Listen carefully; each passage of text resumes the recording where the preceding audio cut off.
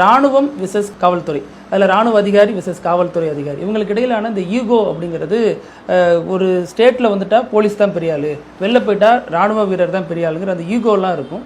இது எப்படி சார் புரிஞ்சுக்கிட்டு? இல்லை, இது ஆக்சுவலி ஈகோவுக்கு அங்கே ஸ்பேஸ் கிடையாது. என்னை பொறுத்தவரையிலும் என்னுடைய பர்சனல் எக்ஸ்பீரியன்ஸ், நான் கிட்டத்தட்ட ராணுவத்தில் 22 வருஷம் இருந்தேன்.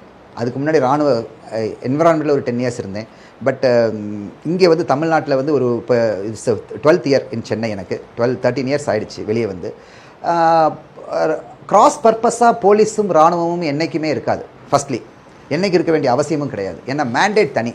போலீஸ் இன்டர்னலி பார்த்துக்கிறாங்க, ராணுவம் வெளியில் பார்த்துக்கிறாங்க. இன்டர்னலி பார்த்துக்கும்போது ராணுவம் வெளியில் பார்க்காம ராணுவ வீரர்கள் உள்ளுக்கு இருந்தால் நம்மளும் போலீஸ் கீழே தான் இருந்தாகணும். We are as a citizen we have to abide by police rules and regulations.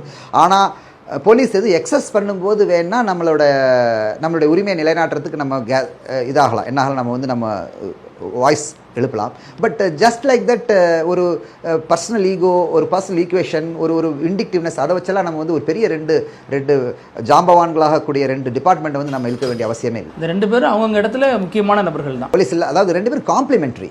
It is never discretionary, it is complementary. 2 பேர் ஒருத்தங்க இது பண்ணும். இப்போ எடுத்துக்காட்டா, and in fact in the hierarchy of things ராணுவம் ஹையராக பிளேஸ் பண்ணியிருக்காங்க, அதுக்கப்புறம் போலீஸ். அது இட்ஸ் நேச்சுரல். சென்ட்ரல் கவர்மெண்ட் ஆஃபீஸர்ஸுக்கும் ஸ்டேட் கவர்மெண்ட் ஆஃபீஸர்ஸுக்கும் central government is firstly placed in higher pedestal, state government officers.